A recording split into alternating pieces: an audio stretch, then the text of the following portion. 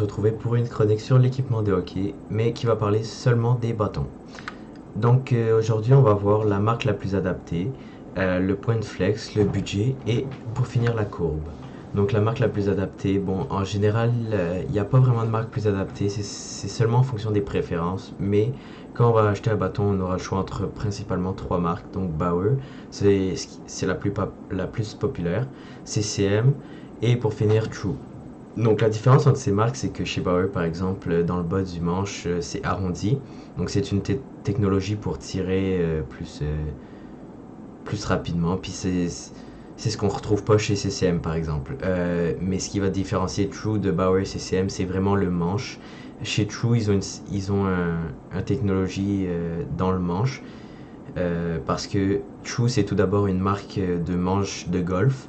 Donc toute cette technologie, ils vont la mettre dans les manches. Donc c'est vraiment seulement ici qu'il y a la technologie chez True, alors que chez Bauer, ça va être dans la palette, comme CCM. Donc chacun a ses points forts et ses points faibles de marque. C'est juste une question de préférence du joueur, de ce qu'il préfère sur la glace. Donc ensuite, on va parler du point de flex. Donc il existe trois types de points de flex. Donc il y a le high kick, donc ça va être en haut, souvent plus pour un défenseur qui est sur la ligne bleue, qui veut shooter rapidement et qui n'a pas le temps de baisser sa main pour shooter. Ça va être très pratique dans ce cas-là.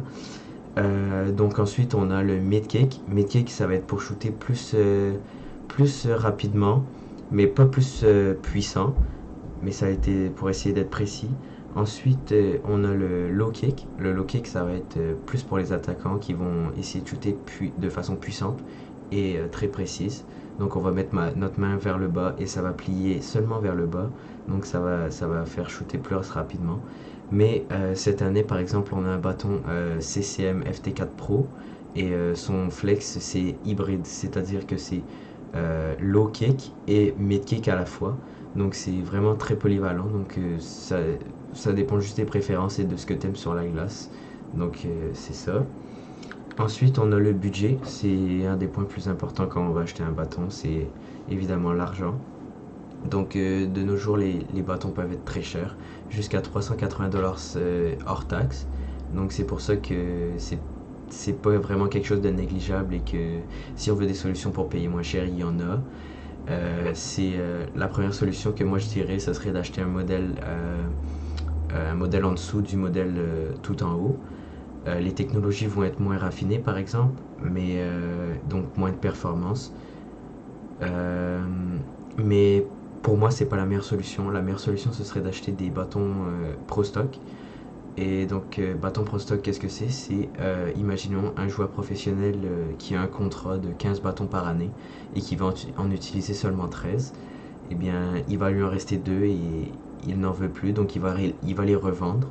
Euh, c'est environ 100$ moins cher d'habitude parce que tu ne vas pas payer la garantie, mais le bâton est neuf comme si tu l'achetais au magasin. Donc ça ne va vraiment rien changer, donc tu auras le meilleur bâton, la meilleure gamme, mais pour un prix moins cher. Donc c'est vraiment pas négligeable et pour moi ce serait la solution qui me plairait le plus pour faire ça. Ensuite on va passer à la courbe.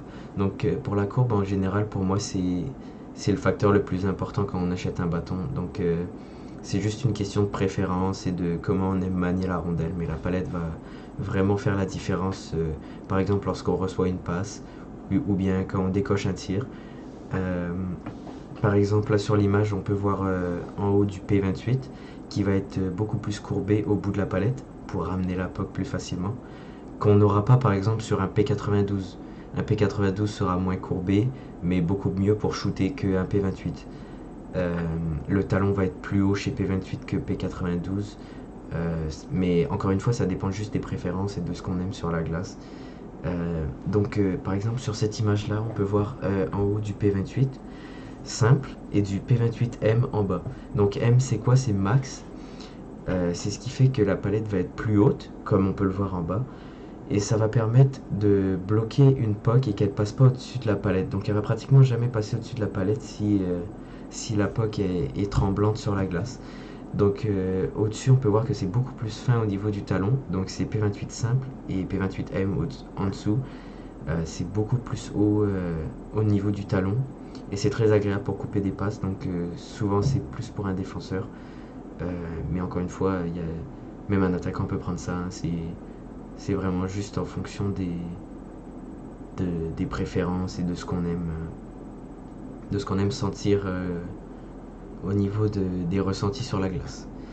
Donc voilà, moi j'ai fini pour ma chronique d'aujourd'hui. On va se retrouver pour une chronique la semaine prochaine. Donc merci d'avoir écouté.